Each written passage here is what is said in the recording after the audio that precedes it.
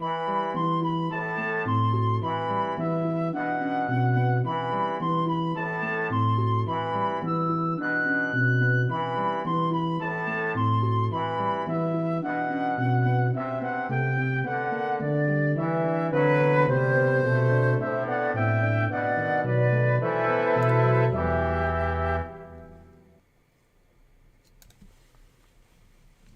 evening, everybody. Welcome back to Exploring the Lord of the Rings. This is session number 193.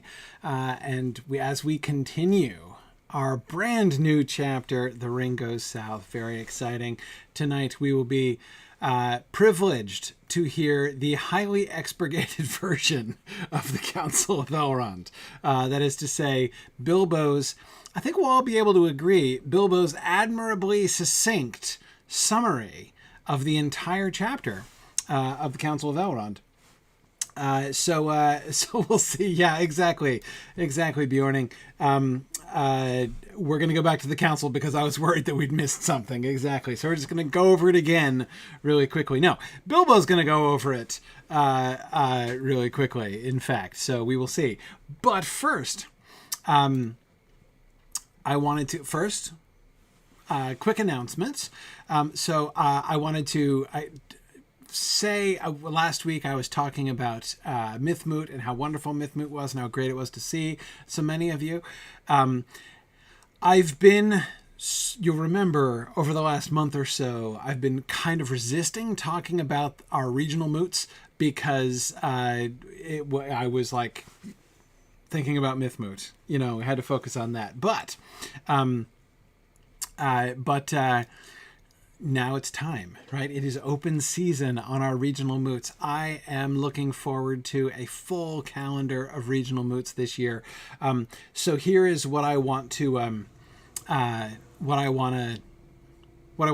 bunch of you have expressed interest in, you know, maybe even participating in the planning for some of our regional moots. Some of you have spoken of an interest in, helping us to do a regional moot near you, or, you know, maybe pitching in on the planning team for a moot that we already do that is near you.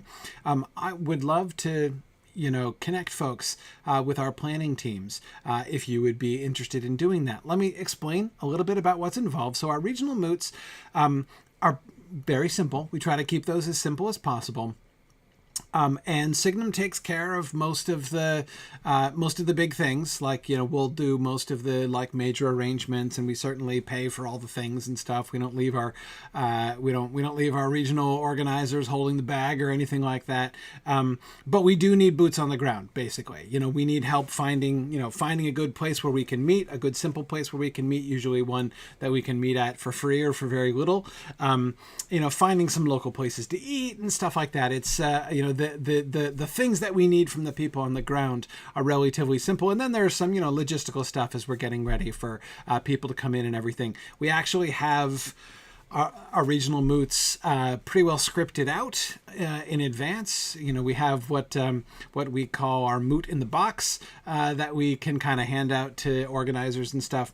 And a lot of our regional moots already have, teams of people who have been involved in previous years, but it's, often handy to have other folks who are involved. So I just wanted to invite anybody who is interested in helping to make regional moots possible. Get in touch with us. Email us at info@signumu.org, and we will connect you with our organizational team. Let me tell you a little bit about the moots that we are planning. It is my hope that we will be able to bring back together again the round of regional moots, all of the regional moots in America that we had done before, and also add a few extras. First, let me just say in advance, we of course did have a couple international moots.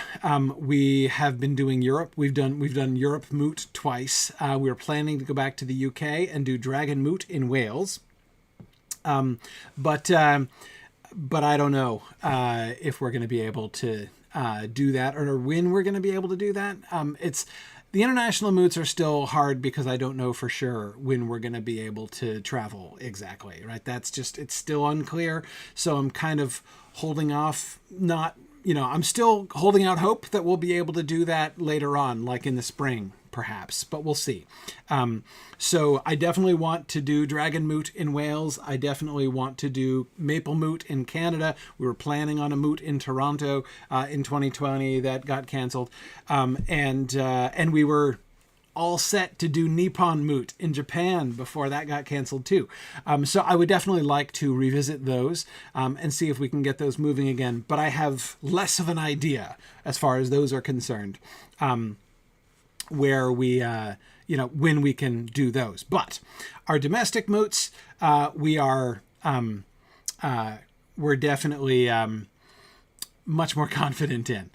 So our round of domestic moots included, and I'll try not to forget anybody, we do New England Moot.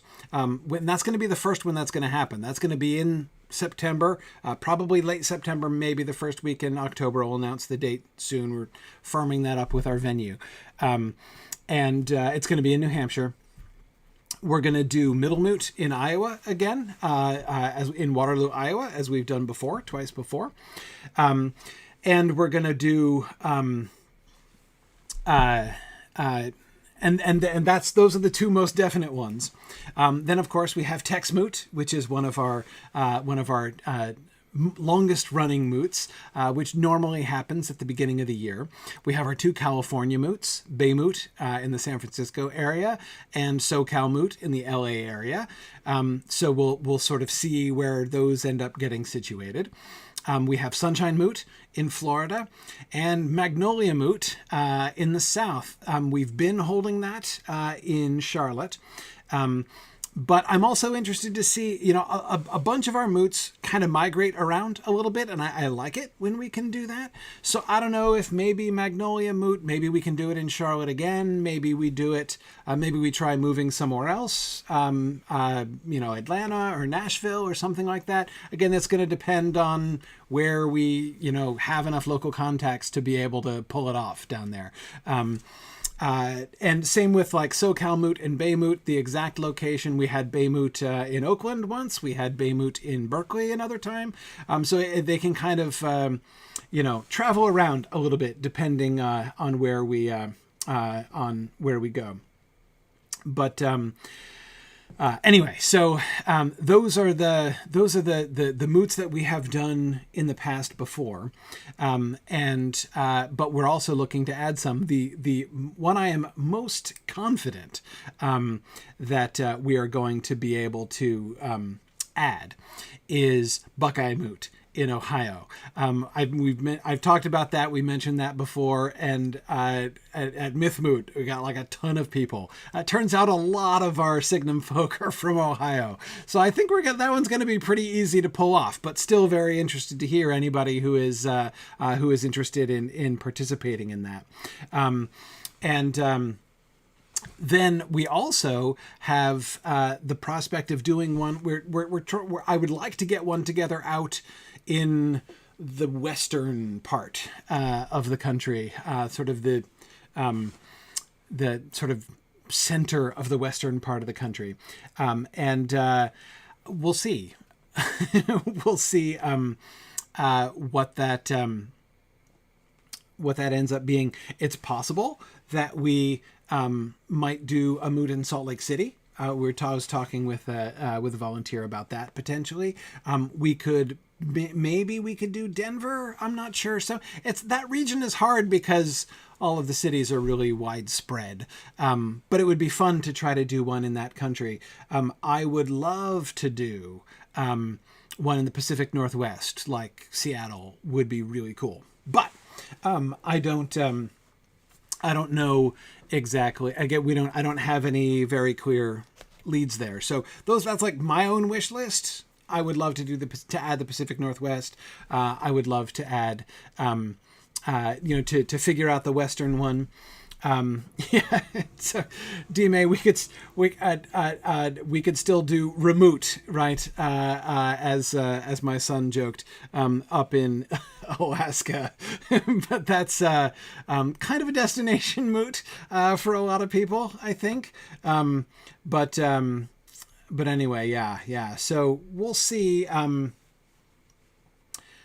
We'll see exactly. But again, I want to repeat my request. Anybody who is interested in helping to be our kind of boots on the ground and get things settled, this is not just, we're not just going to be like handing you the baby here and planning this whole event. We have a lot of things worked out, and there will be sort of specific tasks we'll be giving to people. But the more the merrier on a lot of these planning. Okay, that's not quite true.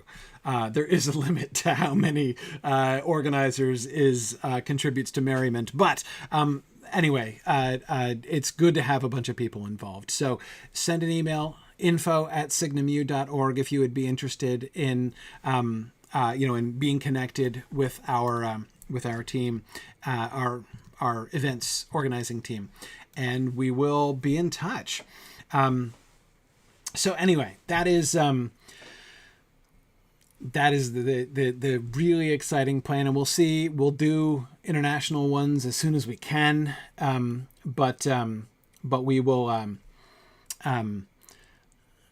we will definitely see. So we're gonna be working actively on setting our calendar, basically, for the year. Pretty soon, here in the next month or so, I'd like to get a basic calendar, a basic sequence down, to at least have the month or fortnight in which we're gonna locate a moot. So again, if you would like to be involved in that, jump in on that and let us know sooner rather than later. Would be most helpful there. So the other thing I just wanted to mention is I have already received several emails from folks who have expressed interest in participating in the multimedial, digital, ongoing publication for posterity of the ongoing, permanently unfolding discussion of exploring the Lord of the Rings that I was talking a little bit about last week. I'm going to be setting something up for that very soon. I hope this week to sort of create a space where we can officially begin discussions on that. But again, I just wanted to invite on anyone else who wants to be involved there at the start of that. Again, send an email to info@signumu.org, and we will get that and include you in our list for that. So anyway, Thanks for all of those who have stepped forward and contributed, have expressed their interest in contributing to that so far. And of course, I want to thank Tony Mead for his initiative in starting the summaries, which are really going to serve as the backbone of this project at the beginning. We already have all of these wonderful episode summaries that Tony's already made. You can see Tony's episode summaries on our discussion forum, this whole sub-forum for his summaries. And it provides a really wonderful, as I say, kind of, backbone or sort of framework on which we can hang, lots of, further discussion and developing further points and bringing in audio and video and all kinds of things. So many thanks to Tony for his initiative and his hard work and his faithfulness and sticking with that. He's, still been updating them. It's up to date. He has the summaries published through last week. So it's really awesome stuff. So anyway, many thanks to Tony for that. All right, now I wanted to touch on a question which I really liked from our... Oh, yes. Thank you, Dorward, for reminding me. I also wanted to show you that we do have a couple new designs in our merch store, which are fun. We have a new color logo for Signum, and our bibliophile design, and our Keep Calm, the Eagles Are Coming design. So those are 3 designs now available in our in our online store at Redbubble. So just go to redbubble.com/people/Signum store. And there we are. The link is in Discord there. Anyway, so I did want to thank you, Dorward, for reminding me about that. Okay. The Keep Calm, the Eagles Are Coming. That design was made originally by Tom Hillman. Several years ago, he sent it to me. And it's actually been the home screen on my phone for years. I have my Keep Calm, the Eagles Are Coming thing. I've had that as my home, my lock screen for a long time. So I love that design. All right. So let us get into the question from yes, Reader Elrond, we do have a sign to put on the door saying "Beware the leopard." Yeah, absolutely. We pretty much had to make that one for our own use. As we go through the accreditation process, it turned out to be necessary. But anyway, yeah. So okay. So Antistrophe had this really interesting sort of point in question. Here. The discussion in 191 about Sam's volunteering and Elrond's response made me think again about the hobbit's meeting with Gildor. Gildor is afraid to tell Frodo too much and is reluctant to give any advice, apparently from fear of nudging Frodo away from the path of his destiny, from playing his part in the music. But with Sam, they not only seem to give him advice, but they actually make him promise to stay with Frodo. Why are they not afraid of disrupting Sam's destiny? I see two possibilities. One, Sam's free will doesn't matter, or as a servant he has already handed his free will over to Frodo. This I cannot believe and is not supported elsewhere. 2. Sam's part in the music and his total commitment to following it is so blindingly clear to them that they have no fear of nudging him away from it. Not only is it obvious that Sam's plan, at least so far as serving Frodo, is the right thing to do and part of the music, but also that Sam wants to do this. Therefore, it can only be to the good for them to confirm and reinforce this. Thus, they leave Sam with a renewed commitment and the insight that this is the right path. And I completely agree with Antistrophe's second option there. I think that's exactly right. And I was really glad to be reminded of that passage, because I think the two of them, when you put them next to each other, do create a really interesting picture, don't they? That is, in these two cases, we have elves, right? Like serious elves, right? High elves, right? Elves with some real, not only with, wisdom and knowledge of what's, of things, but actually with, these are Noldor. They've been around the block for quite a few times by this time, right? And both of them they do take Sam's cooperation absolutely for granted. Right? I mean, we see that clearly with Elrond. When we talked, as Antistrophe was saying, about how Elrond makes this big deal about not, goes out of his way to emphasize that it's Frodo's choice and, Frodo should be able to choose, and then just immediately, brings Sam in and Sam doesn't have to say anything, doesn't actually verbally volunteer. Right? But Elrond takes him for volunteering. And I definitely, I am 2 thumbs up behind the blindingly clear theory of why this happens. I think that both to Elrond and to Gildor and Gildor's companions, it was completely clear what Sam's choice was to do. I think that Sam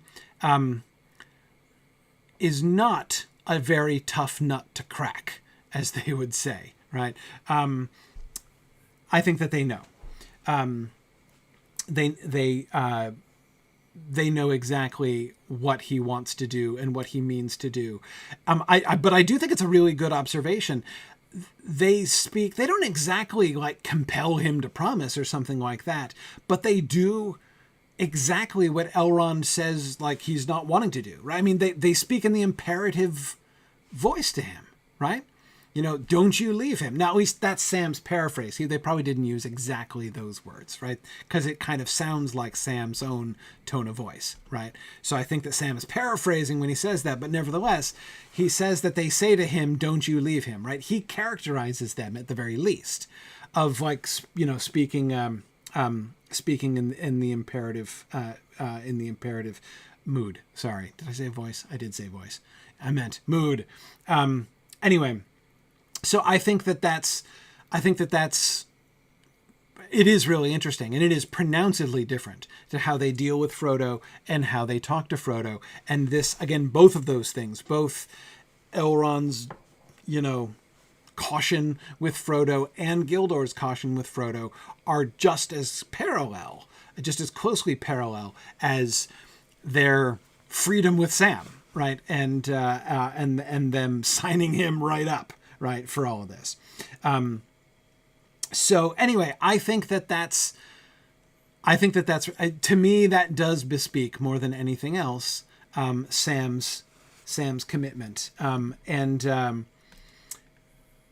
JJ, as you say, I think the elves aren't forcing Sam to promise. They're teasing him because it's so obvious that he's going to.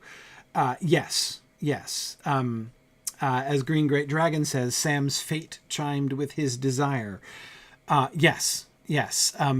There is in Sam no real question, right? His desire is to do that which it is clearly his fate to do, right? There's no dilemma. There's no hard choice in front of him. He's already made the choice, and the choice is obviously good, right?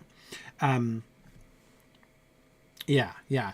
And of course, JJ, as you point out, they are teasing him, right? They are laughing. And now they laugh when they laugh at him when he says specifically, if any of those Black Riders try to stop him, they'll have Sam Gamgee to reckon with, right? And that is pretty funny, right? I mean, especially if you know, as they do and Sam does not, what the Black Riders are, that's a pretty funny statement. But yeah, that is still, despite the fact that they might laugh at his way of saying it, at his confidence, they're definitely feeling him, right? They know exactly where he's wanting to go. And Druid's Fire, I completely agree that the moment when Jackson has Sam turn back in the Return of the King film is like completely inexcusable. It's one of the most, I think it's the second most inexcusable moment in that entire adaptation, in my opinion. But the second most. It's and it's only second most because it's at least defensible on dramatic grounds. It's not internally nonsensical. I mean, it's desperately untrue to Sam's character, but yeah.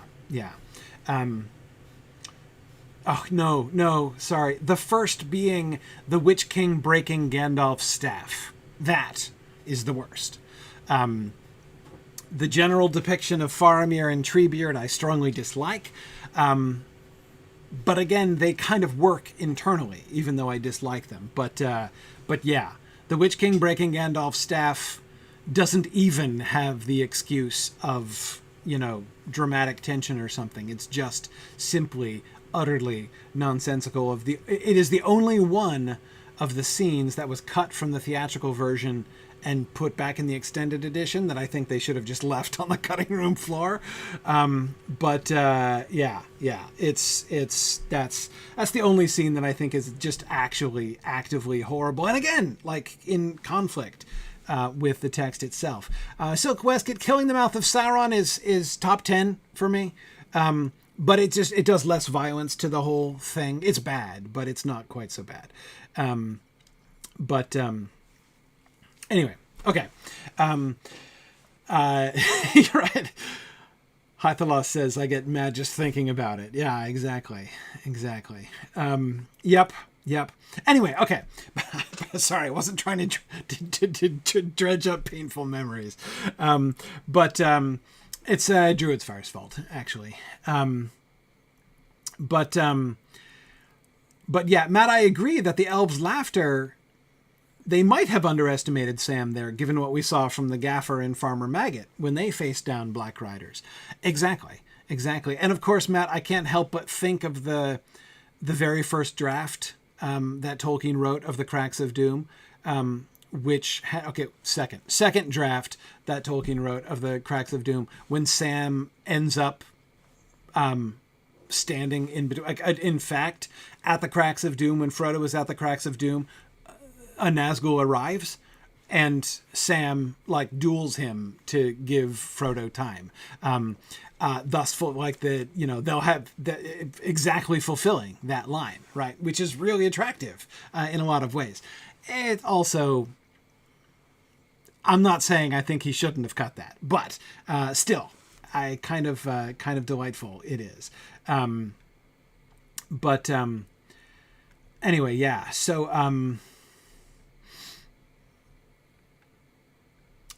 I like exactly Antistrophe's concept there, that basically what they're doing is confirming and reinforcing him, renewing his commitment, and his conviction, that this is the right path. I think that's exactly the point. And I think Elrond can see it plain as a pikestaff. Absolutely. Just like that, Mad Violinist. But anyway, yeah, I think that's exactly what I think is going on there. I think it's a really good way to think about it. I don't think we talked about it in exactly those terms, a couple weeks back when we were looking at that. So I love that parallel. So thank you, Antistrophe, for pointing that out. Yeah. Oh, great, Matt. Thank you. I'm glad you reposted that. Matt says, given all this, why don't the elves name Sam an elf friend? I wonder. What I wonder is, do we think he's not? I mean, at no point in the text is Sam officially decreed to be an elf friend, right? We get that moment with Gildor and Frodo, right? I name you elf friend. And then we have people pointing it out, right, later on. We don't ever see a moment like that with Sam. But at the same time, at the end of the day, by the time Sam goes back to the Shire at the end, is he not an elf friend? I mean, isn't he? Surely he would be, right? Elf friend by proxy. He's more of an elf fan. Yeah, it's true, Silk Westcott. He certainly is more of an elf fan. Yeah. And Mad Violinist, it's true that no one ever speaks of the light in his eyes or the ring in his voice. But then again, nobody else does for Frodo besides Goldberry either. I can't help but thinking about... exactly, Fourth Dauntless. I can't imagine thinking about Galadriel's words to Sam in the Shire at the end, right, about the use he's made of her gift, and then of course his the invite that he gets to Valinor, as Fourth Dauntless points out. I can't imagine that the elves would not officially consider him an elf friend, but we don't see it happening. It is possible. It is possible that, as Evil Dr. Cannon was suggesting there, that maybe it happened while Frodo was sleeping and Frodo didn't know. Sam might not have included it himself. Or does it happen later on? I mean, is he officially, or is it part of does the bestowing of gifts by Galadriel trump the normal elf friendship routine? I don't really know. It's, I don't know. But it's really, see, I don't really, and part of the problem here, right, Admiral Malcontent says, is Gimli also an elf friend? Well, that's a really wonderful, I mean, Gimli, on the one hand, is like the elf friend among dwarves, right? I mean, his friendship with Legolas is legendary, but he doesn't get an induction ritual either, right? So, you know, I don't know. But I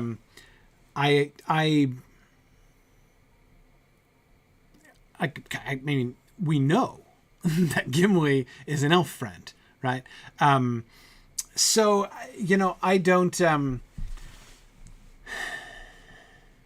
it's hard. Because on the one hand, I want to just kind of wave my hand and say, oh, well, you know, that whole elf friend thing, like it's made a big deal of in Frodo's case, because that's a really important moment in the story, right? And the kind of blessing that is upon him is important, right? And plays an important role in the story and kind of dovetails into the sort of larger benediction that Elrond is going to pronounce upon him. We'll get there in this chapter, right? So, you know, so other people are doubtless also elf friends. Certainly Sam, certainly Gimli. You know, I think Aragorn has moved a little past friendship, you know, if you know what I mean. But, you know, again, maybe he had a ritual at some point earlier on. But again, I'm not convinced that, on the one hand, as I say, I want to wave my hand and say, I think that moment is emphasized with Frodo. I think it's sort of emphasized in a way to really highlight it, because it kind of points out this larger theme in the story, and, you know, the blessing of all good folk that goes with Frodo on his quest throughout the journey. This sign that other people can see that he is, you know, on the side of the angels, right? That he is on this important quest. All of these things, I think, I could say, but on the other hand, right? On the other hand, the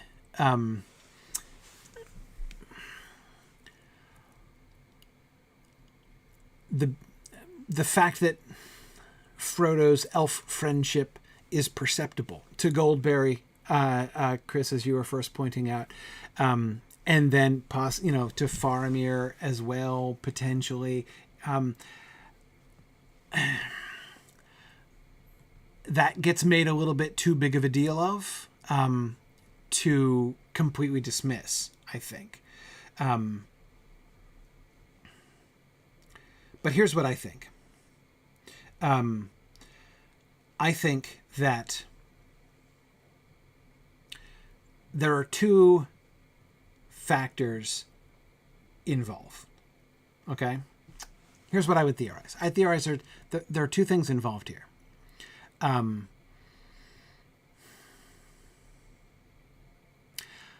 I don't know that the light in his eyes, right, that Goldberry can perceive, right? When she says, I see that you are an elf friend, right? What's the rest of that line? The light in your eyes and the something else tells it. Chris, you just quoted it, but it was a while upstream and I don't remember what it is. But anyway, I'm losing the line in the ring in your voice. There we go. Thank you, Mad Violinist. The light in your eyes and the ring in your voice tells it, right?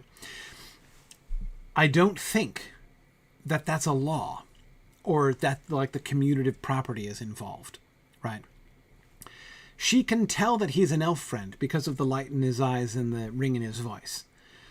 Does that mean that all elf friends have that? No, but everybody who has that light in their eyes and ring in their voice are certainly elf friends, right? If that were true. So imagine, for instance, right?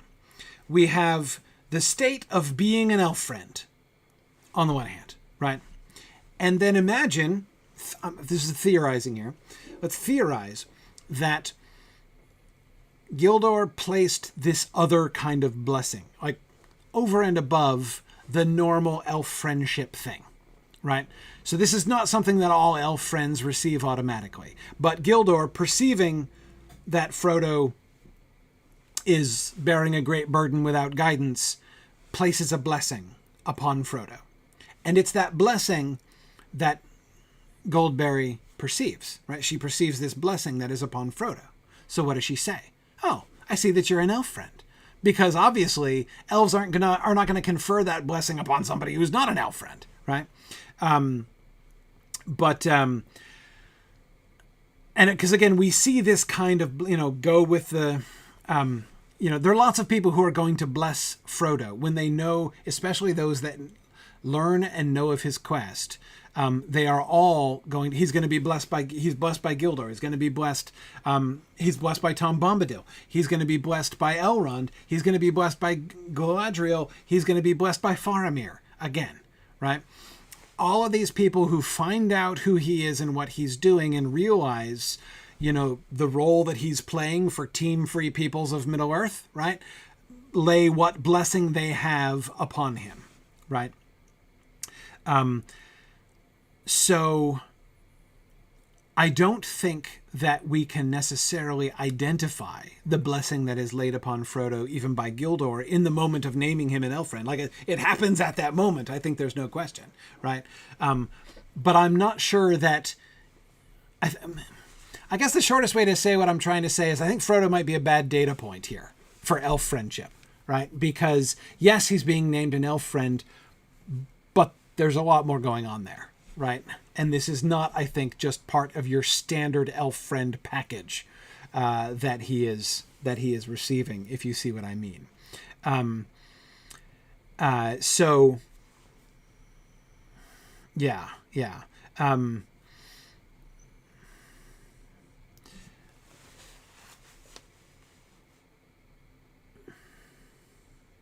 There's only a few times the phrase elf friend is used.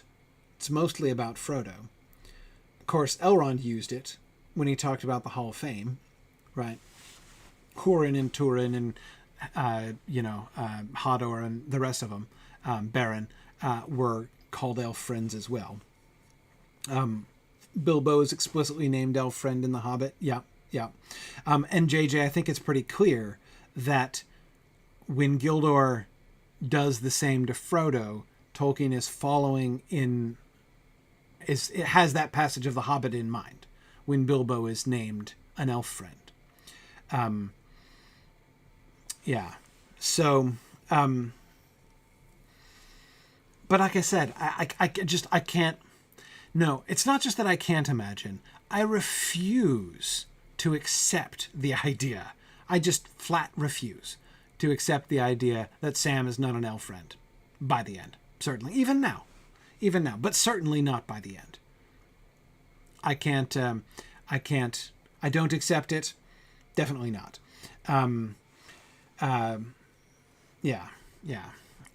Anyway, but thank you for bringing up this important point, which is tangential to this thing, which is an introduction to our actual discussion. But yeah, somehow Sam being an elf friend, but not being explicitly called out at one, seems very fitting. JJ, I agree with you. there. Sam doesn't need a ceremony, right? But that he is a friend to elves. In a sense, of course, Sam has been an elf friend since before the whole book started, right? Yes, he's an elf fan, but he is... I can't help but think of that moment in Smith of Wootton Major, right? The way that both Alf and the Fairy Queen talk about mortals and their relationship with fairy and their belief in fairy, right? And the kind of blessing that it is for them to know about and to believe in fairy. Sam is a wonderful example of a very similar kind of thing, right? He is holding on to the belief of fairy in the midst of a Shire which is losing touch with those things, as voiced by Ted Sandeman, right? And I think that he clearly has he sort of wins the popularity contest. Ted Sandeman does, right? More people side with him than with Sam in Sam's debate. So Sam is a minority voice there at the Green Dragon, but again, he is a friend fairy, a friend of elves, before he ever meets one, right? And I wonder if there's a sense almost like what Antistrophe suggests here. They don't need to name him an elf friend because it's obvious that he already is, right? It would be like what they're doing here with his determination to follow Frodo. They don't need to tell him to do it. There's no question of, his free, because his free will is engaged and his path is laid already, right? He's already chosen it. And I think he's already an elf friend too, without being named to. Okay. All right. Let's go back to the text. So Gandalf has just said that nothing was decided yet. And Pippin exclaims, "Nothing decided?" cried Pippin. "Then what were you all doing? You were shut up for hours." "Talking," said Bilbo. There's a summary. Bilbo's one-word summary of the Council of Elrond. Talking, right? "Talking," said Bilbo. "There was a deal of talk, and everyone had an eye-opener. Even old Gandalf. I think Legolas's bit of news about Gollum caught even him on the hop, though he passed it off." "You were wrong," said Gandalf. "You were inattentive. I had already heard of it from Gwaihir. If you want to know, the only real eye-openers, as you put it, were you and Frodo, and I was the only one that was not surprised." Okay. So yes, the Council of Elrond equals talking, right? Now, what do we think is behind Bilbo? This is a really... So Pippin's exclamation is very understandable, right? You were shut up for hours. Like, how is it that nothing was decided? Surely you did something in that council, right? And this opens up a really interesting question, especially in light of Boromir's poem, right? There shall be councils taken stronger than Morgul spells. Did that happen? Right? Were there councils taken stronger than the sorceress spells of darkness? Did a great magic like that happen?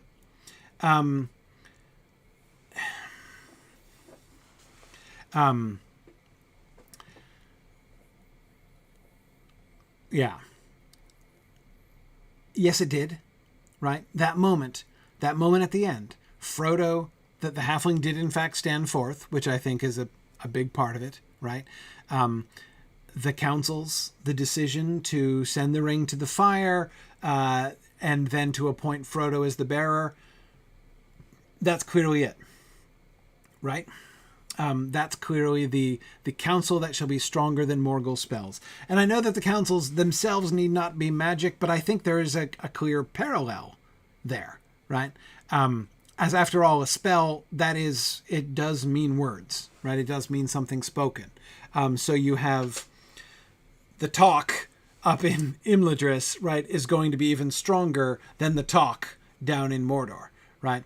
And actually, those two things are really fun when you put them against each other in that way, right? The Morgul talk is, it's very unidirectional, right? The Dark Lord talks and others obey, right? That's how the dominion of the Dark Lord works. That's how Morgul spells function. We saw that in the Morgul Blade, right? How did that Morgul spell work? Putting Frodo under their dominion, right? It's about subjugating the wills of others. Whereas the council, there's lots of talk, right? Lots of talk, a deal of talk, and everyone had an eye-opener, right? That's how the other side works, right? That's how these councils that are stronger than those Morgul spells work. And they... the one designed to crush and eliminate the freedom of the will, and the other, which in the end was primarily about protecting Frodo's freedom of will and Frodo's volunteering to that. But yeah, Matt, I agree. It was a pretty typical important meeting. There's a briefing, much debate over the briefing, some talk of the motion that needs to be decided, followed by tabling the motion until the next meeting. Yeah, that's pretty much how it went. Absolutely. Yeah. So Bjorning was saying that is talking. The council stronger than Morgul spells is Tolkien saying that conversation, dialogue, communication is essential in some way. Yeah. I do think so. I mean, we know the Morgul spells, again, the talking is important, right? In the Morgul spells themselves. And the talking was clearly important. I can remember, I don't think the Council of Elrond was not necessary. I don't think it was necessary.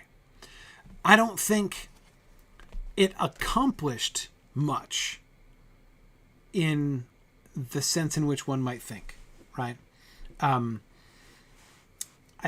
Gandalf's summary, nothing is decided yet, was is a little bit startling, and one can forgive Pippin being startled about it.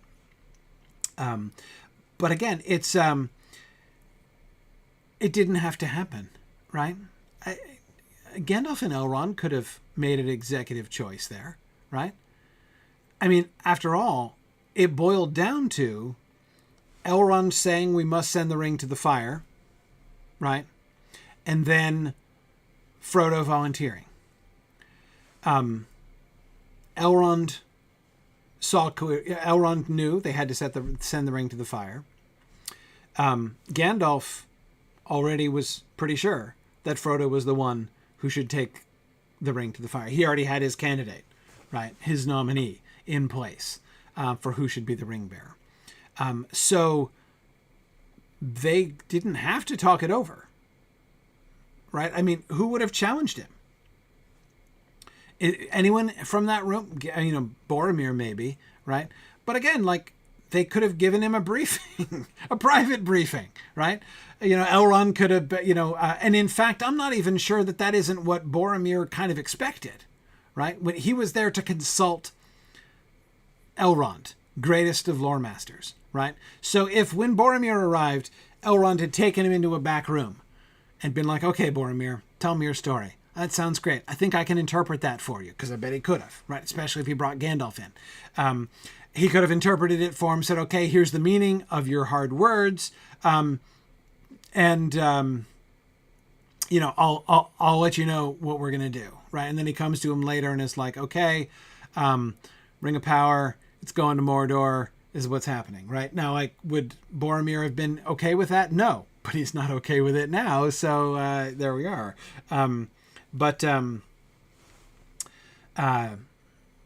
Yeah. Anyway, my point is, of course, I'm not actually criticizing Elrond for holding the council. I'm just saying, in answer to the question, do I think talk was necessary? Apparently Elrond did, and Gandalf. Remember, and we saw this at many points through the council, they go out of their way. We just recently talked about Elrond kind of fairly dramatically going out of his way to emphasize that he's not dragooning Frodo into doing this, right? That he does not lay this on him and all that kind of thing, right? But he we saw earlier points, right? Well, I remember Gandalf, like, here we are and here is the ring. What shall we do with it? Right? Instead of saying, like, okay, we have some ideas. We know Gandalf knows just what to do. Gandalf gave spoilers back at Bag End, right? He told Frodo then that the ring has to be carried to Mordor and cast into the cracks of doom in order to destroy it. Like, that was known. Gandalf knew that, right? Elrond knew that. But they managed the entire meeting, right? They managed the entire council in order to talk this all out together, right? So do I think that that's important? Absolutely. So I think talking is a really good synopsis. Now, it sounds a little slighting when Bilbo says it that way, right? but I do think that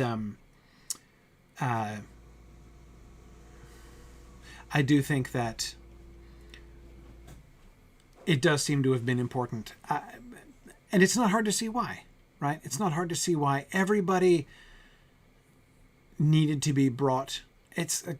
We talked about, and this is obviously most important with Frodo, right? Frodo's own freedom of will, him coming to this conclusion on his own and volunteering. The others needed to be brought into that as well, brought through that process as well.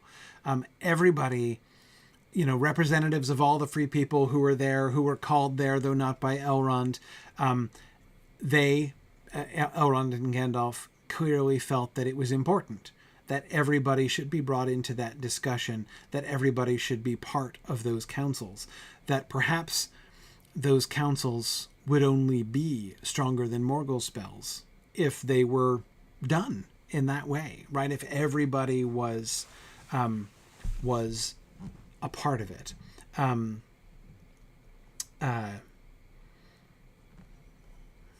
Yeah.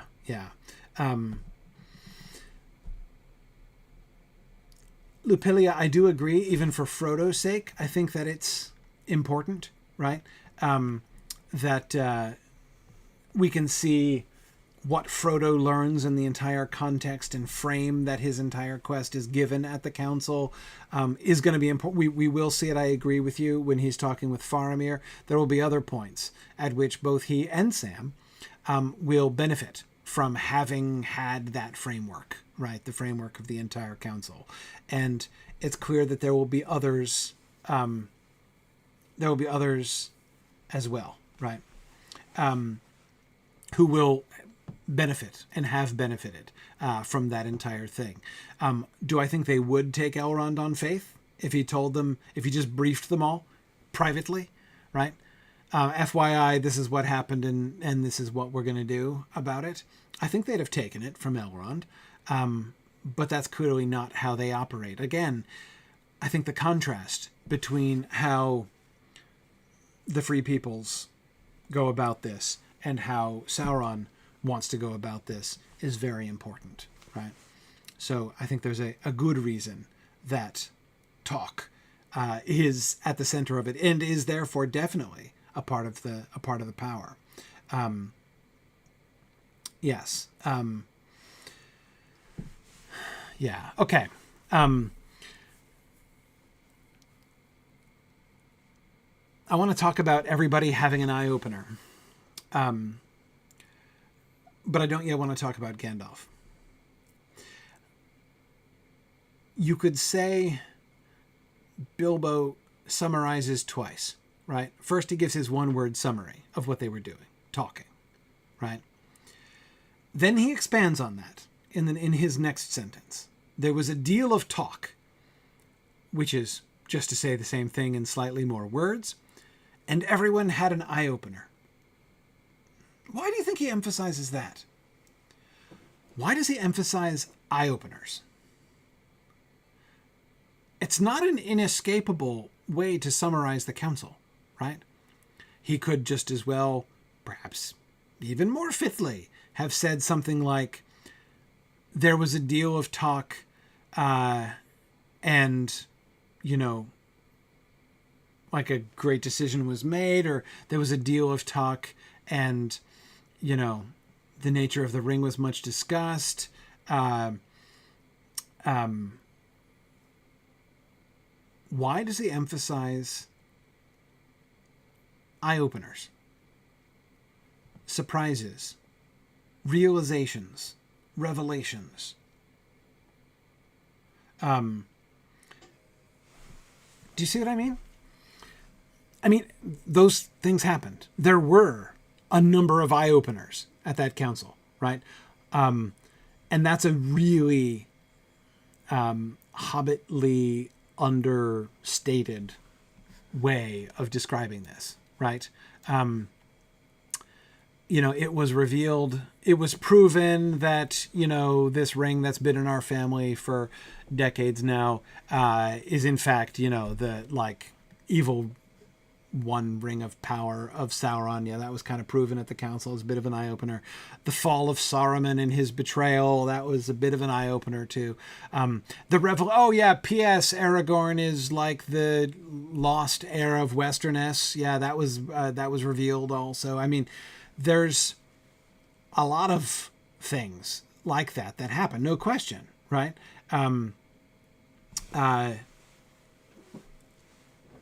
So I'm not saying that he's wrong to say that everyone had an eye-opener.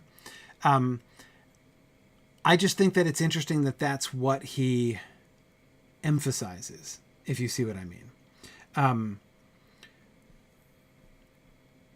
There are lots of other ways that he could have characterized in one sentence, right? There was a deal of talk and what? Right? There was a deal of talk.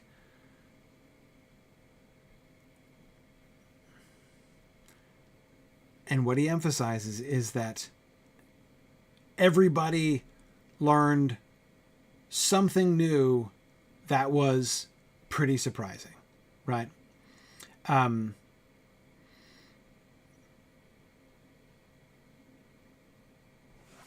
Yeah.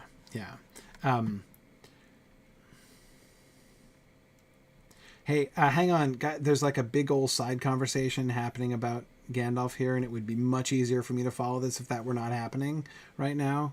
That would be good. Yeah, Fourth Dauntless says, like, right, NPS, Frodo is going to Mordor, right? I mean, yeah, that...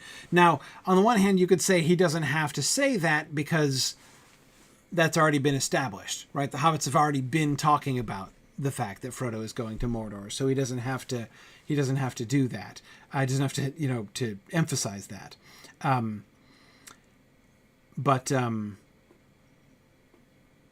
Yeah. C. Schwab says perhaps he's just looking for a route to tease Gandalf. It is possible. Gil Gonther wants to know if maybe he's teasing Frodo. Frodo is part of the eye-opener that he volunteered on the most important quest of the age. Yeah.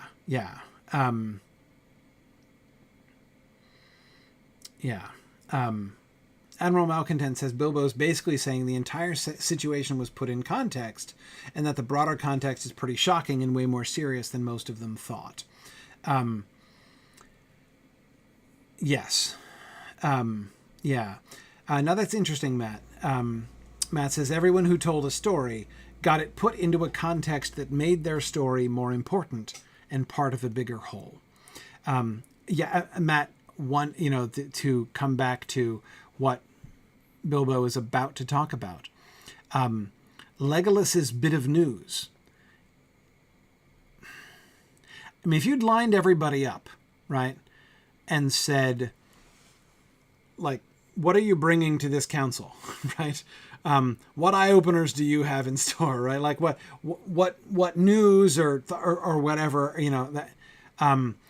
Legolas would have been near the bottom of the list as far as like, it's like, I'm here to say that there was this like weird little prisoner we were keeping and he escaped. It doesn't seem like a big deal, right? It seems like actually kind of a small deal, right? But of course, in context, Matt, as you're pointing out, suddenly, as Legolas himself says, only here do I see how evil it may seem, to this company. Yeah, Captain Mo, exactly. I was going to point that out. Legolas isn't quite the bottom of the list. Galdor is almost certainly at the very bottom of the list. But yeah. Yeah, and Admiral Malcontent, I agree. Legolas also probably thought he'd be having a one-on-one meeting to admit their mistake, not outing his people's failure to an audience. Yes, exactly. But anyway, I like this idea. If we see Bilbo's emphasis on everybody having an eye-opener, being his way of pointing to this sense that everybody walked away from the council with of the sort of actions of Providence in all of the things, right? Everybody comes with a story, a report, a request, prophetic dream, whatever. And it turns out that all of these things are connected. They are part of this one big story. And they all realize, okay, this actually is potentially the turning point of the history of Middle-earth right now. Right. The future of Middle-earth from now on potentially being decided right now in these councils that are being taken at this very moment. None of them, as you guys are pointing out, were even expecting to have a council at all, right? Much less were they all seeing what the individual things that they brought. Green Great Dragon, that is very well said. This was indeed where many paths and errands meet. Absolutely. Yeah. So it's, I think it's interesting that that's the thing that Bilbo emphasizes. Everybody had an eye-opener. Yeah. We all saw the big picture. He himself had some eye-openers there. And I don't think that only means, that's one of the things that I think is really sort of interesting here, right? That what does it mean to have an eye-opener? It doesn't just mean to learn something you didn't know, right? Or to be surprised by, information that you didn't have. I think it also can mean, like, I think Legolas had an eye-opener about his own news, right? As his own words suggest during the council, right? Only now do I see how evil it may seem.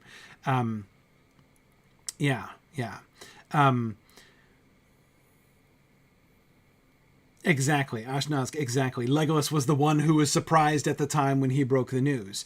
Absolutely. His own news was an eye-opener. I mean, it was obviously an eye-opener in sense one, right? Being like a surprise thing that I didn't know. It was clearly an eye-opener in that sense to Aragorn, right? But it was also an eye-opener to Legolas himself, right? Because he did not understand it.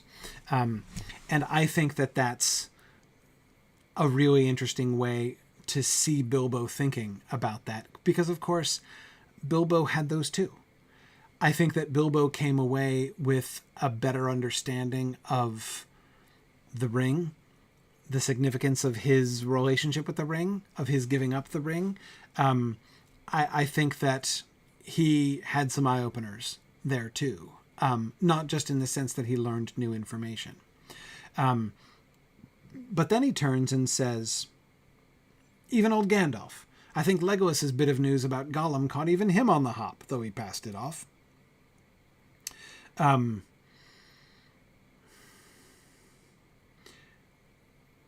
He turns to tease Gandalf here, right? Because, of course, Gandalf is always in the know. And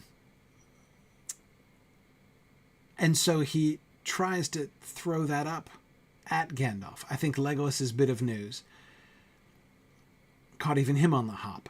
And then Gandalf immediately contradicts him. You were wrong. You were inattentive, teasing him back, right? You must have been nodding off at that point, Bilbo. I had already heard it from Gwaihir, and he does mention it when he's telling that story, that he heard of the escape of Gollum.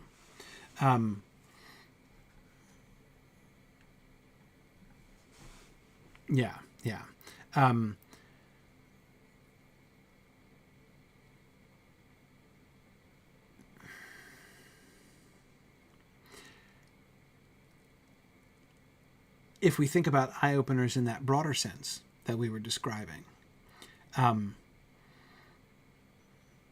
Gandalf insists that he is was the only one, that he didn't have his eyes opened, right? His eyes were already opened to all of these things. Now, that's interesting. Thalama on the Twitch chat was saying, and a couple people in Discord were saying a similar kind of thing, that the phrase eye-opening sounds like an eye-opener sounds like rousing people to action. and that like sort of becoming fully awake to the idea that something has to be done and now to the realities of their situation, to the significance of their situation. And I agree with that in the sense of its being a call to action.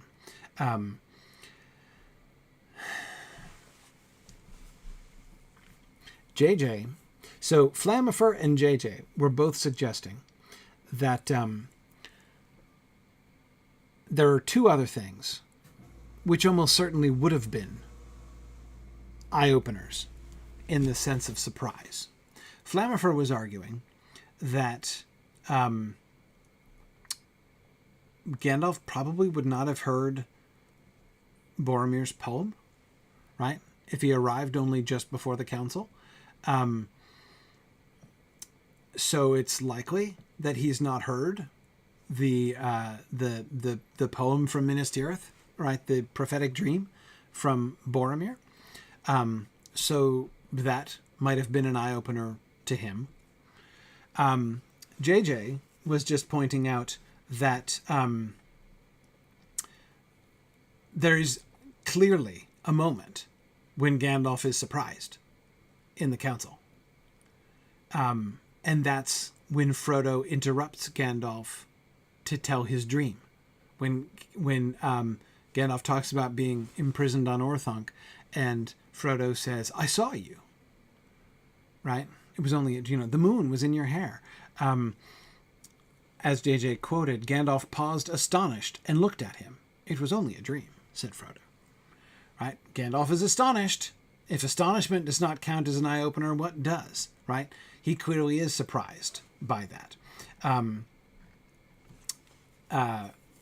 Yeah. So here's the deal.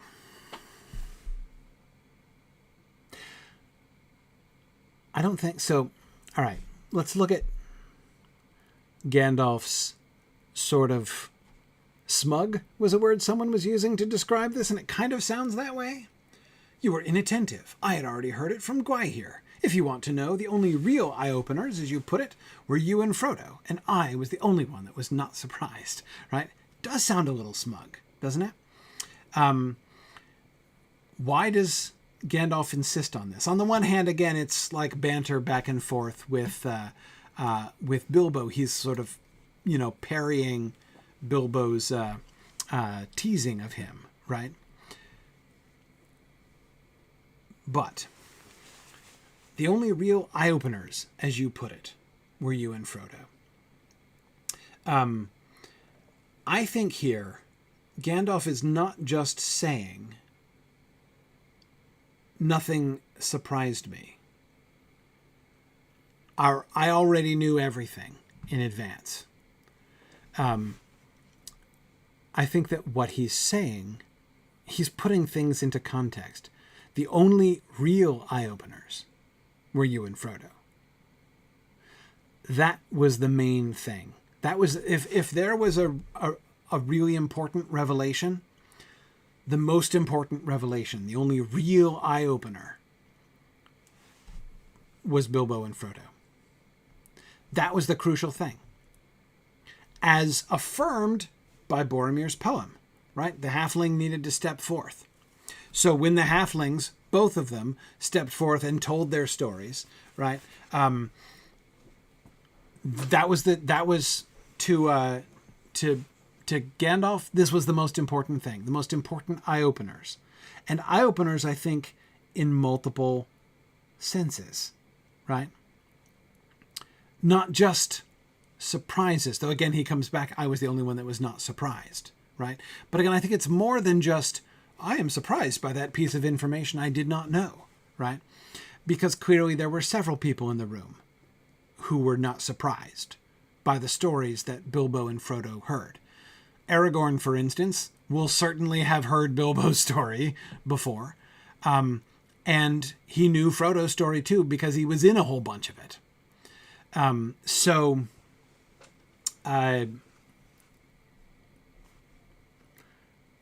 I don't think when Gandalf says, you two were the only real eye-openers, and I was the only one that was not surprised. I don't think that that's what he means. He does not simply mean yours was the only information conveyed that truly was unexpected to lots of people, and I'm the only one who had the spoilers, right? Because I think that's not true. I think Elrond knows all about that. I think that Aragorn knows all about that. But I think that the one thing that the council as a whole, and quite possibly Elrond and Aragorn themselves, didn't know that Gandalf already did, through his long association with hobbits, was the role that the halflings were to play. And in a sense, you could say, Flammifer, that this is why Gandalf does not consider Boromir's poem an eye-opener, right? Because Boromir's poem does nothing other than confirm what Gandalf already came in knowing, which is Frodo's the one. This is clearly what is meant to happen. Does his saying, I was the only one that was not surprised, in other words, implying that Elrond also was surprised? Does that suggest that Elrond still needed some convincing? That he was not sure that it was the right thing to do? I don't doubt that they would have talked about it in advance. Did Elrond need some convincing that appointing Frodo ring bearer, or enabling Frodo to volunteer to be ring bearer, was the way to go? Did he need convincing of that? I don't know. Maybe some, right? So I think that that's the sense in which he's saying, I wasn't surprised. I knew you guys were the real eye-openers. If we all learned something, if people had their eyes opened to something in the council today, it was the whole halfling thing, right? It was what Elrond was expressing in his, small hands do them because they must speech, right? And remember, it was in that context that Elrond made his statement where he said, if I understand aright all that I have heard, right? He does say several on, I think, at least 2 occasions that he has learned things which lead him to believe that this is the way to go. Both first the sending of the ring to the fire, and secondly that Frodo should be the one to do it. Gandalf already knew both.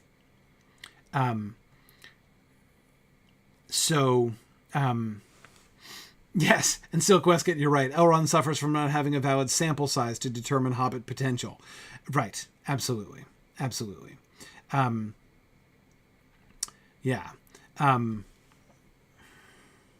Yeah, Chris says that tracks with Elrond's reluctance to countenance Merry and Pippin joining the Fellowship. Right, yeah. Skipping ahead a bit, but absolutely, yes. And I agree, Kurtzimus, if Frodo was an eye-opener, then Sam had to be as well. I agree. All 3 of them are eye-openers, though Sam gets left off Gandalf's catalog here, as Sam often gets left off, which, in Sam's defense, is exactly how he would want it. Yeah. And Zephan, I absolutely agree with you that even Elrond and Aragorn may have had eye-openers regarding the hobbits. They know hobbits or know them through Gandalf, but they've never seen them on this stage. Gandalf didn't even need to see them on this stage to know what the outcome would be. Exactly. Yes.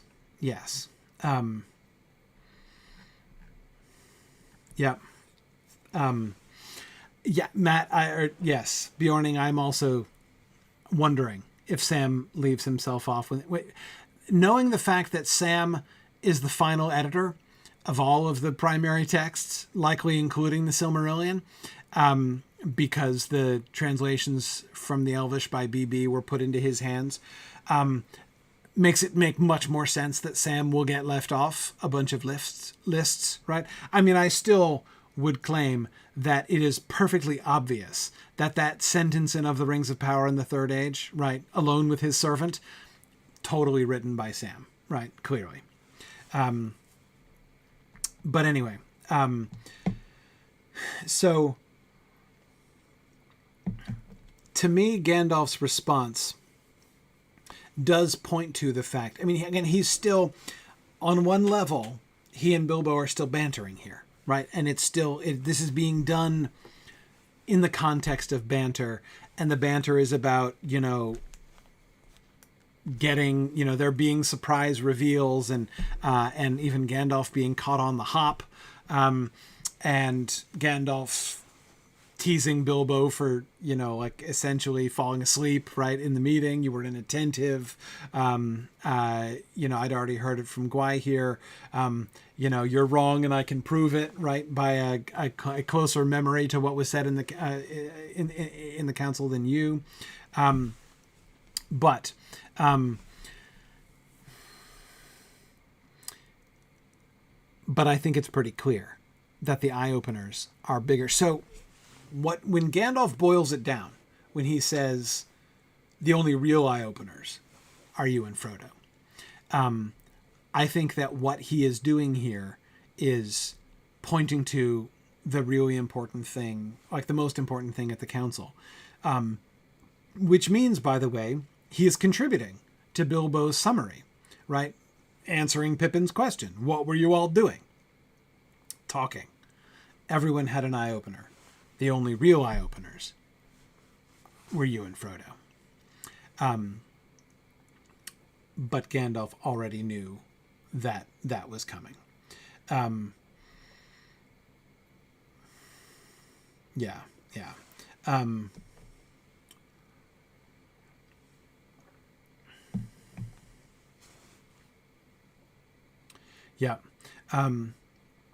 Yes, I do believe that part of Bilbo's eye-opener is the fact that he ultimately overcomes the temptation of the ring. Yes, I do think that. Well, I'd say two things, Admiral Malcontent. First, the first eye-opener about Bilbo is that the sort of manifestly providential nature of his finding of the ring, right? That's an eye-opener by itself, right? There are plenty of people in the room who can do the same math that Gandalf did out loud, right? Gandalf showed his work back in Bag End, right? When he showed that Bilbo putting his hand on it blindly in the dark shows that that kind of thing does not just happen, right? Bilbo was meant to find the ring. They're all doing that math in their head when they're hearing Bilbo's story about how he found the ring. And that's an eye-opener. Whoa. Okay. So this funny little hobbit guy was chosen, was meant to have the ring. That's an eye-opener. And very suggestive, right? There can be no better argument for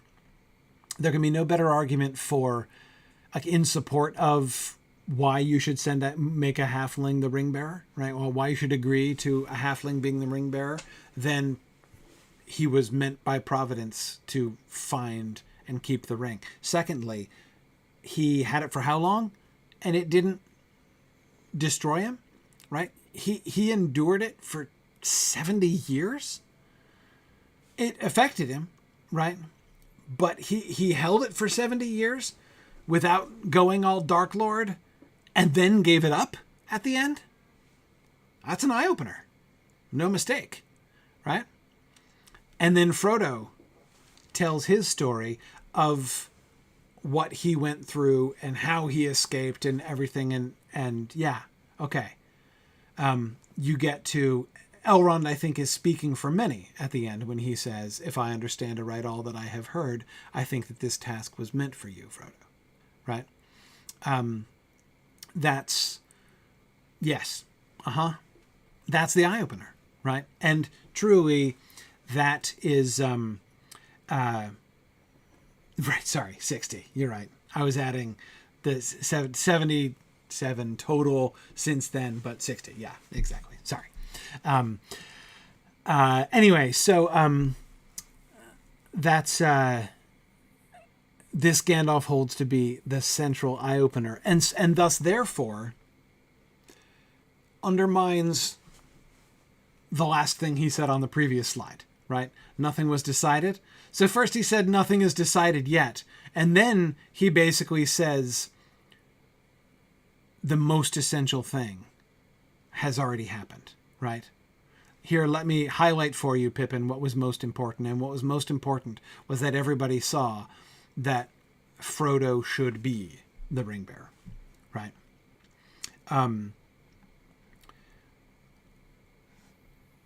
Yeah. And Matt, I agree. There are a bunch of individual things. I think we could go through Frodo's story and highlight a number of places that would serve as eye-openers, right? I agree. Your example of standing up to the Witch King and telling him to go back where he came from, right? When he's there with all of the 9 with him, right? That's a big deal, right? And Frodo stands in front of them all and defies them. It's a big deal. His resistance of the Barrow-wight and defiance of the Barrow-wight, despite the fact that he had the Ring of Power both times, had the Ring of Power. He had the Ring of Power and was half under the power of the Morgul wound when he defied the Witch King. I mean, talk about like operating under a handicap, right? I mean, talk about like running with lead weights on, right? I mean, good grief. If he, in that state, right, while holding the Ring of Power, while already, practically wraithified, right, most of the way towards wraithification, could still defy the Witch King with all of the rest of the 9 behind him, it's a big deal. That's a really big deal. And I agree, the efficacy of the E-bomb at Weathertop, right? The fact that he calls out to Elbereth and she answers, that's a big deal, right? That doesn't happen every day. Yeah. So, yes, there are lots of things I think we could go through, even like Tom Bombadil and Tom's reactions to Frodo and Tom, Bilbo's getting connected with Tom Bombadil. Even Tom Bombadil saying that, his meeting with Frodo was only chance, if chance you call it, right? Tom Bombadil himself was pointing to the actions of Providence involved in his meeting with Frodo and therefore in Frodo's mission as a whole, right? So yeah, definitely. Both of them are eye-openers, and more importantly, eye-openers directly relevant to like their stories, their 2 stories, Bilbo's stories and story and Frodo's story. They didn't realize that what was happening was that they were presenting like the halfling resume for, ring bearerhood, right? Ring bearership. Anyway, that's essentially, I think, what they were doing. And I think that, again, that's what Elrond is kind of affirming there at the end.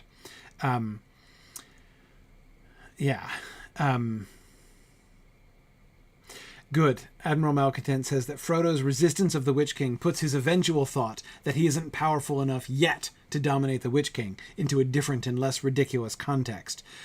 Yes, Admiral Malcontent, I agree. It's a question I'm looking forward to discussing. We'll get there. What happens when Frodo claims the ring in the Cracks of Doom? I think that's an interesting question. But anyway, yeah, we'll get there. Around 2046 or so. Okay. Good. Well, I'm going to stop there because it's field trip time. Good slide tonight.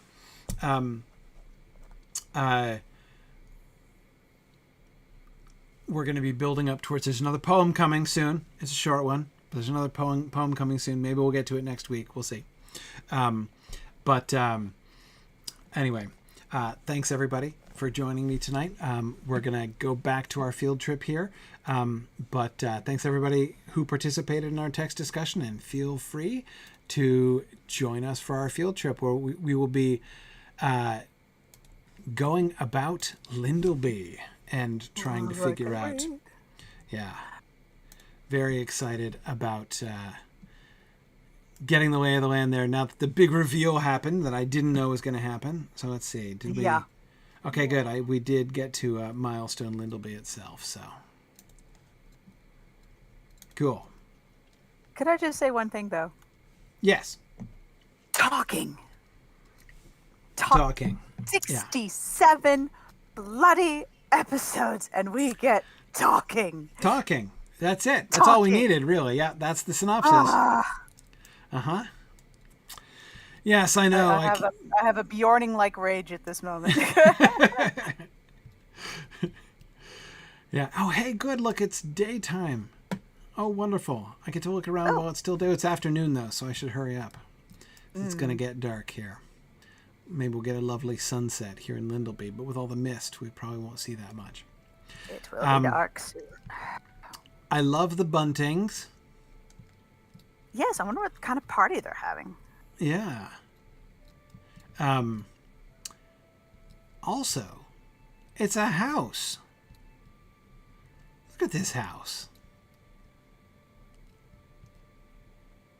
I mean, we've got some proper holes that look like hobbit holes in the ground. Yeah. But this is a legitimate house. It's got the turf roof like the others, so it kind of looks like a hole in the ground, though it doesn't have fully round doors. It has arched doors, but that's not the same thing. So if you have your cat, make sure it's switched off. Yeah, I'm not even gonna summon my cat. Okay, good. Yes. Pity the chickens of Lyndelby are safe this week. Yes.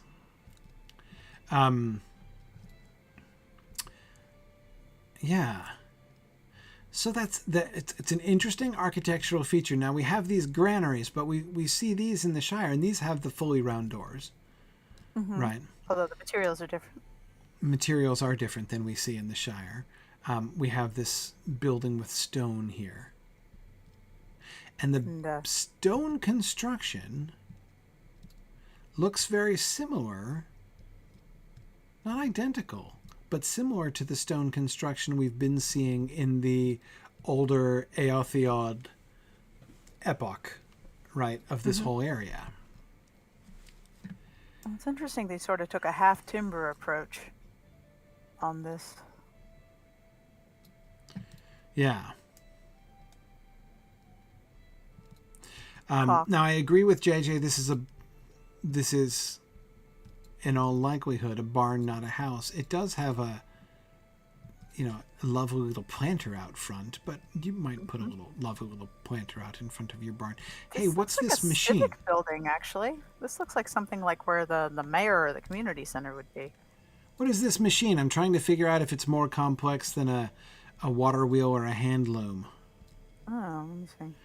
It looks vaguely like one of those machines for making a souvenir penny, but I don't think that's what it is. Yeah. Some kind of wheel. It looks like a spinning wheel, but I don't see. It's not got a foot pedal. Yeah, it's not got a spindle or a foot pedal. It's got a hand crank. Could it be? Could still be wool related though. Could it be?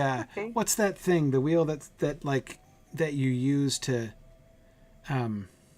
Centrifuge. Yeah, except for wool. Oh shoot! I just learned about this a couple weeks ago. Spinner. I just learned this word. Spinning.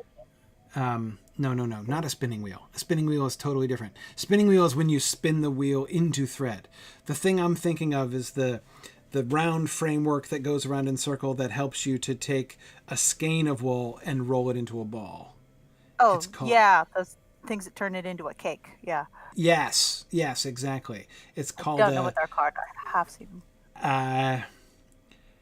Darn it, I've forgotten the word. I can't think what this turning handle does. Me neither. A swift. That's it, Curious Gene. Thank you. A swift. That's just what I was saying. That's it. A swift. Learned something today. That's cool. That is precisely it. It is called a swift.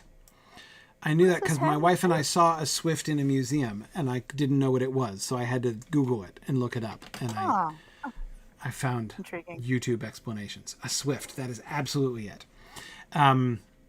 but I don't think it is that. Okay, so we've got this hand crank, which turns Into the presumably wall. the wheel, and the wheel has this rope around it. That wheel, does the whole business go around, or does the wheel go around inside? Those 3 points aren't stationary, are they? Like those 3 little round blocks? I don't know. It looks Yes, like they are. They're driven into the posts. Yes.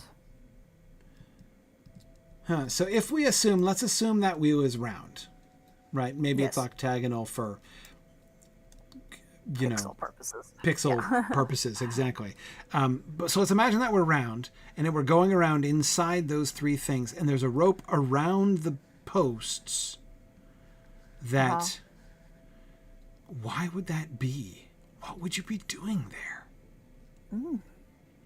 Maybe it's just for like turning fibers into roving or something. I have no idea what that thing could be. I haven't seen any sheep for one thing. I don't think it's food related. Not like a thresher or something? No. Would need more thingies. Yeah, it would need more things and bigger things. I think we're only seeing part of a machine. Maybe it it naturally. needs an The handle would attachment. go right into the wall. Yeah, maybe it needs an attachment. It does look like the hand crank certainly does look like a well crank. I agree. It certainly looks like that sort of crank.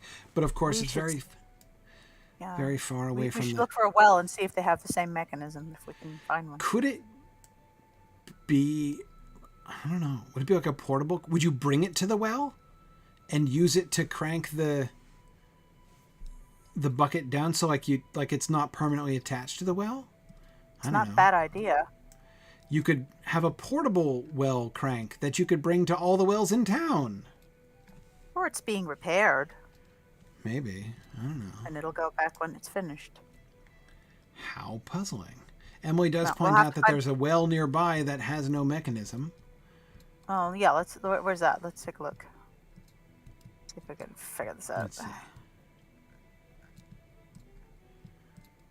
Huh. Okay, I don't see them well. Oh, there it is. Up there? Okay. It's up the hill there. These are beehives over here, right? Yeah, those are beehives there. Okay, all right, so here's the well. There's a bucket, but no way to... And that's a deep well. So okay. So my theory is it's under repair. Right. Or it's meant to... If there's other wells that are similarly unmechanized, that right you can't, or are you trying to throw yourself in and then you'll be no further nuisance? Well, I'll be well traveled. Yeah, I have to say, of everything in Lotro, that is the most disappointing. Of like, it's the only thing that really disappoints me. Like the one thing that like. I found it by accident. I was trying to jump over that well. I did not intend to fall in. It was a total shock to me. What disappoints me is the lost opportunity, right? Gandalf's actual words are throw yourself in next time and then you'll be no further nuisance. Like that you don't get the title no further nuisance when you throw yourself into the well. Like that was just, it was right there and they missed the opportunity. Like I find that horribly disappointing. That's true, but I like the hobbitry in the title. It sounds like something Pippin might have said. I mean, it's like a fun little pun and everything, but oh man, like but the fact it's in Moria, I gotcha. Yep. Yeah, no further nuisance. I mean, that's the very well that Gandalf made that remark about. That might be why they can't use that exact phrase.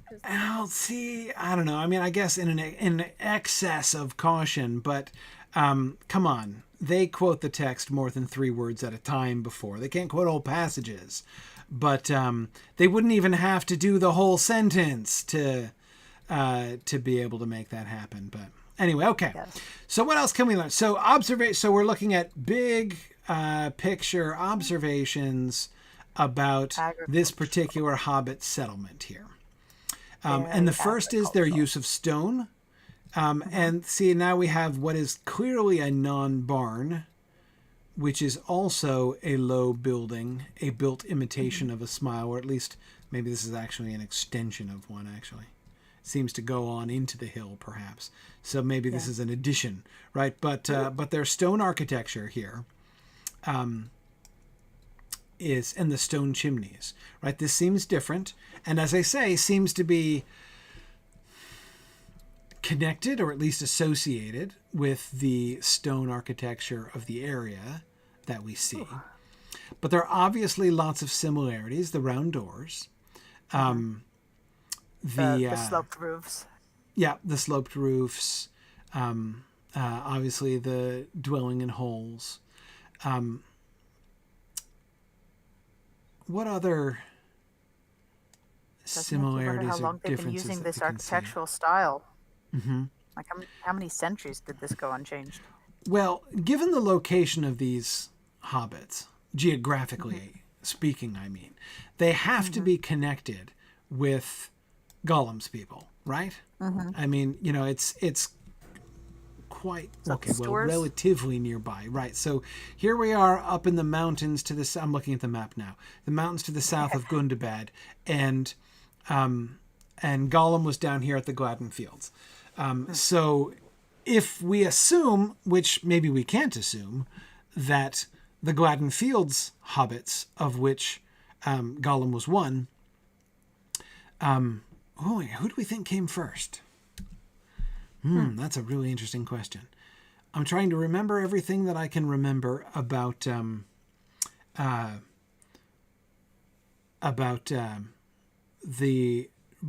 old Hobbit ruins, the settlement that we found, Gollum's old house there.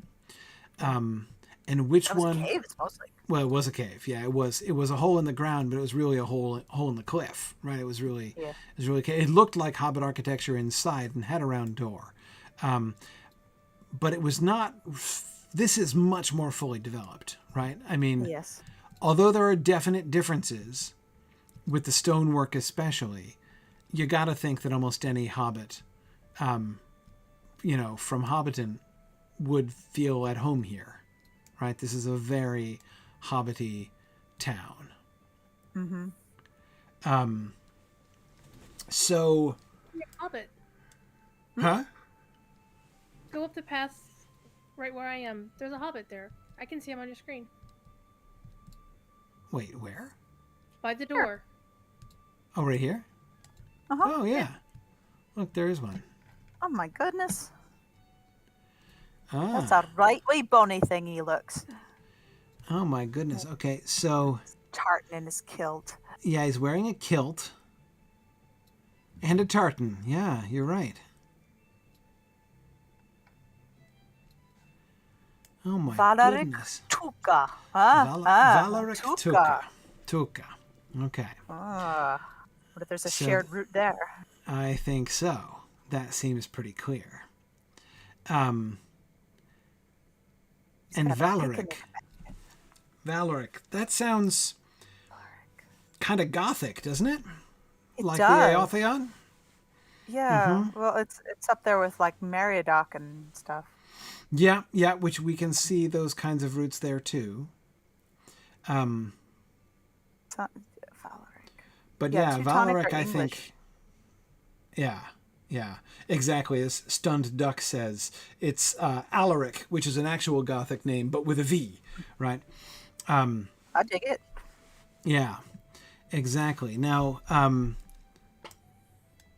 he's got this leather kilt, which looks like it would increase his armor class, frankly. I mean, that's a pretty serious thing.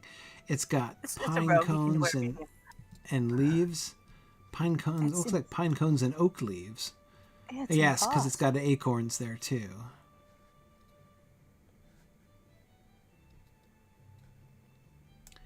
And the pouches. A lot of care went into that leather work. Yeah. Is it? It's just an apron on the front. It's almost like a leather worker's apron. Oh, I see. So it's not actually top down. It's almost one piece. But he's still wearing a kilt underneath. Oh, right. Yeah. He's still wearing a tartan kilt. Oh, yeah. I got confused by the tartan sash and the tartan kilt. I think they're made of the same material. Yeah. But it still is just the leather bits are still just the front. Yeah, and there's little embossed bits on the sash here. Looks like ivy Yeah. vines. We have not often seen that kind of leather working. No. Yeah. It looks so soft. Yeah, it's Like a really suede. exactly. It does look like that. I was just thinking the same. Good job on textures, whoever did that. Yeah, so they're textiles and they're look at the like the vine of leaves on his tartan sash. Is that embroidery? I think it's embroidery with like sort of a shiny bronzish looking thread. Uh-huh. Which picks up the leather really well. I mean, it's very well coordinated. Yes, this is a well thought out costume. But maybe it goes back to maybe they are having a party. Maybe he's wearing his Sunday best. Right, it could be fancy dress. Yeah. And you're right, JJ. I do get the sense that we're making him uncomfortable.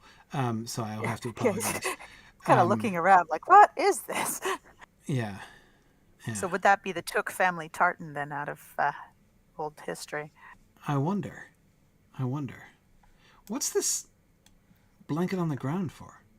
Well, he's got a picnic basket. Maybe it's a picnic blanket. He does. Where's his picnic basket?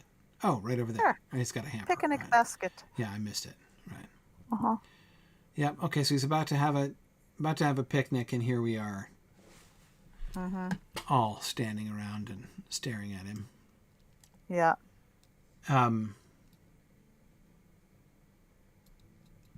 Yeah. Okay. Intriguing. All right. So I'm trying to think. Gollum's settlement. We don't know how long it goes back pre-Gollum. And there was not much left for the frontis anyway. Yeah. Oh, they just turn on the lights inside, which I think it means it's getting dark outside. Uh-oh.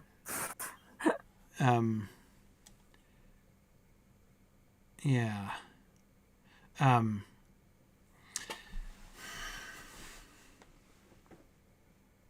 Okay.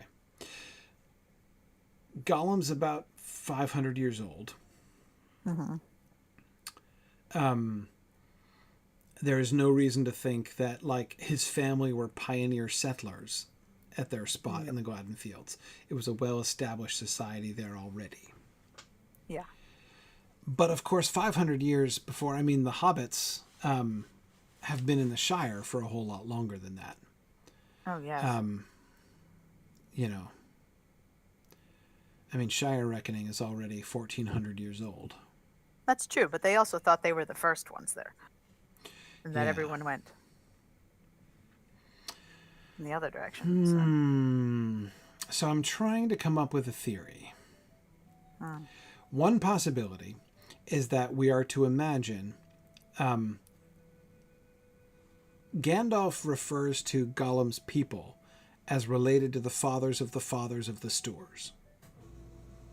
So Gandalf, who knows more about Hobbit lore than anybody else, implies, I think, that Gollum's people were, if not proto-hobbits, then at least one of the earliest societies of hobbits from whom the hobbits of the Shire themselves derived indirectly.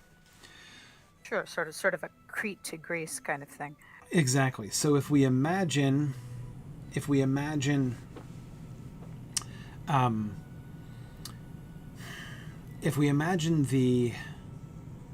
settlement, just for the moment on the Gladden Fields, as the kind of center of the future Hobbit diaspora, right?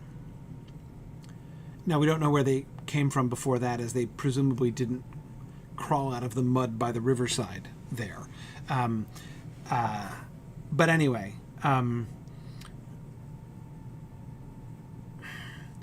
if we imagine for the moment that that's a starting point for hobbits in Rovanian and Eriador, and that from there some hobbits crossed over the Misty Mountains because they were afraid of Mirkwood. We know that this happened. That's in the Tale of Years. right? That hobbits fled over the Misty Mountains, ending up, of course, and we saw the remnant of those over in Enidwaith, right? And then, of course, they migrated north and ended up in Bree and then in the Shire. So all of that would mean that, and that happened 1,400 years ago. So it has to be that the early hobbits... No, wait a second. The shadow falling on Mirkwood, that timing doesn't work out. That timing doesn't work out.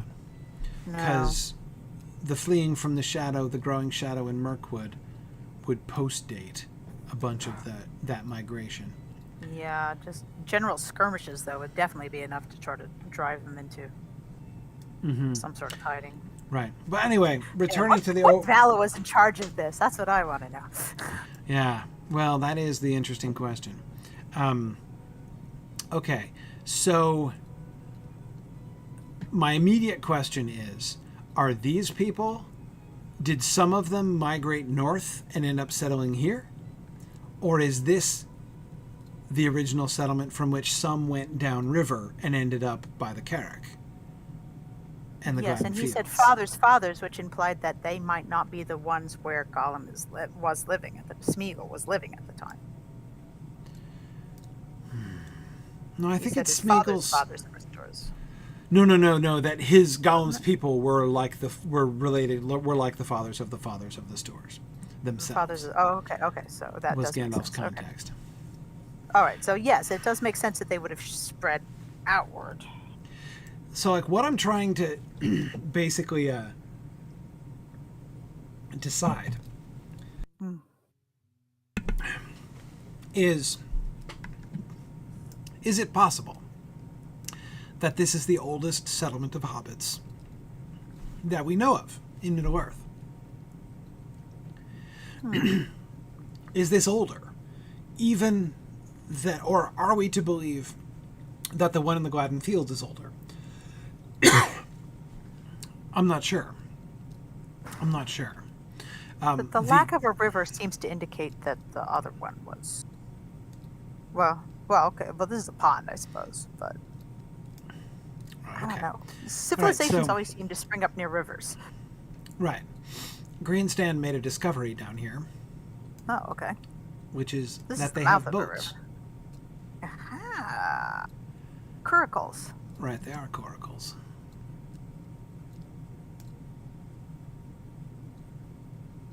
Yeah. No, here's the river. So really could have been either one, but this one does seem more protected than the other one.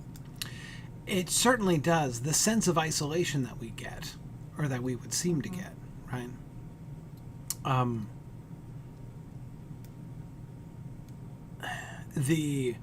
The way that you take the hidden pass and then you come to the, valley that time forgot here, certainly gives the sense of, the older sense. Now, Catriona is saying, if this one settlement has been here in isolation for centuries, how incredibly inbred would the population be by now?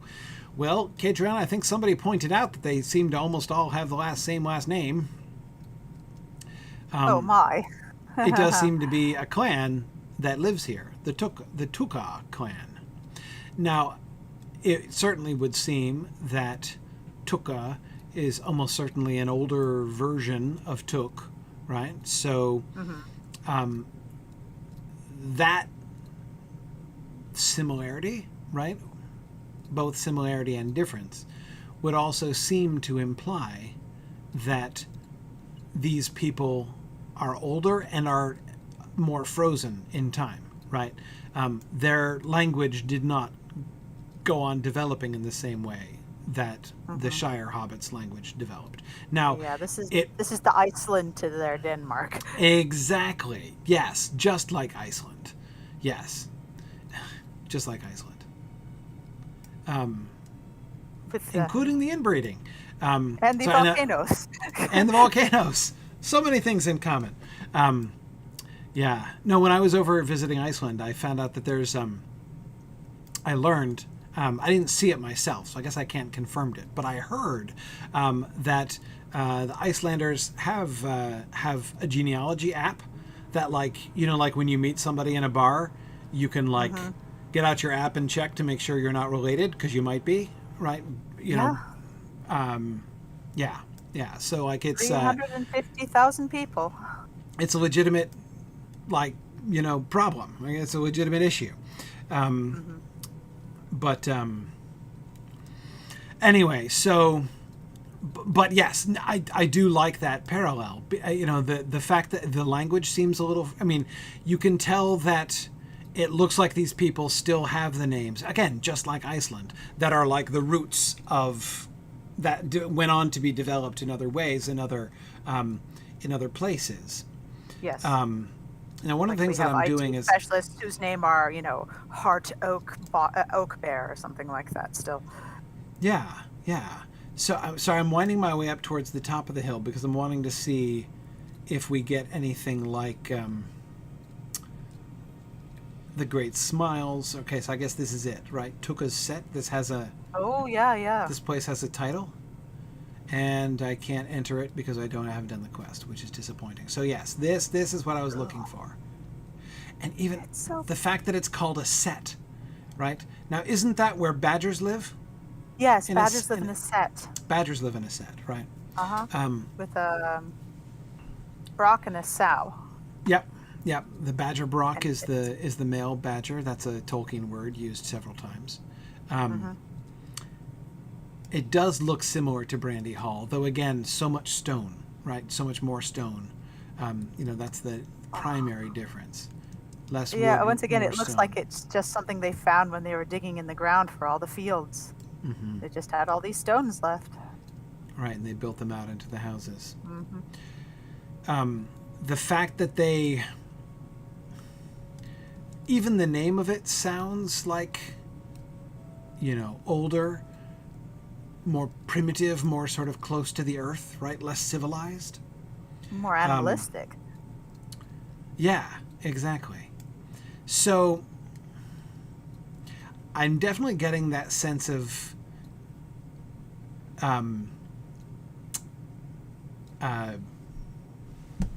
age, antiquity, but also of isolation. So it doesn't necessarily prove, right? Just as the fact that Iceland's language is kind of a frozen older version of the language that developed in different ways on the mainland, that doesn't prove that Iceland came first, right? That Iceland is not older than Norway just because Iceland's language is the older form, right? That like Norwegian Very much developed like the from. Vikings spoke it, yes. Exactly. So, like, in fact, we know the opposite to be true. In that way. So it doesn't prove that this settlement is in fact the oldest settlement. It would only suggest that they are the most isolated of all the settlements. And what's more, I would add, the Gothic name suggests that their language is, again, like Iceland again, right? They're still speaking the language that the Vikings were speaking when the Vikings landed there, right? Yep. So too, these people are still speaking, like the Eotheod is long gone, but they're still speaking the language of the Eotheod and of Rovanian, which was clearly Gothic. So that would seem to date it, right? Just as the Icelandic language kind of gives you a sense of when when the Vikings arrived in Iceland. So too, their language here does suggest that this settlement came, like the hobbits who settled here, came here during the time of Rovanian and the Eotheod, the early Eotheod, before their language further developed into the Old English style language that we get in the Lord of the Rings. So I think it's probably not the oldest settlement. I think I would go back to the likelihood that Gollum's settlement is older. Still thinking Gladden Fields for that? Yeah, Gladden Fields, I think probably still takes the cake. I think so. And what strikes me most is that area is full of, rivers and wildlife and stuff like that, but it's also incredibly exposed. So I could see that after being, tormented by various peoples going back and forth, or just getting caught in the crossfire even, they would seek a refuge that was more sheltered and isolated. Right, which is why some of them come up north and settle here, and some of them go over the mountains and try to find a more isolated place. And of course, where we find outside the Shire, like we always find hobbits thriving in the game, where they've posited hobbits thriving in these sheltered places. They're tucked away in that hidden corner of the Enedwaith, right? That's right. The Shire itself, we're looking for it. Exactly. The Shire itself is exposed, but it's protected by the Dunedain and has been for generations, right? And the big bridge with the door. Right, yeah. I mean, well, yes, but there are other ways in. It's not, I mean, the Shire is nothing like as tucked away as now the Bree lands aren't exactly, tucked away either, but all of them, the Shire and Bree, are all isolated. I mean, they're not exactly, suburban areas. Yeah, it does make you wonder why they weren't the victim of several men trying to, make their mark on it, or just sort of, trample it and say, "Mine, I have a flag, mine." Exactly. Well, again, for the Shire, we know the answer to this to be the Dunedain, right? Yes. And in Bree, presumably the answer is like the the sort of friendly relations that they established with with the Bree ceasefire yeah, versus exactly. symbiotic relationship, probably. Exactly.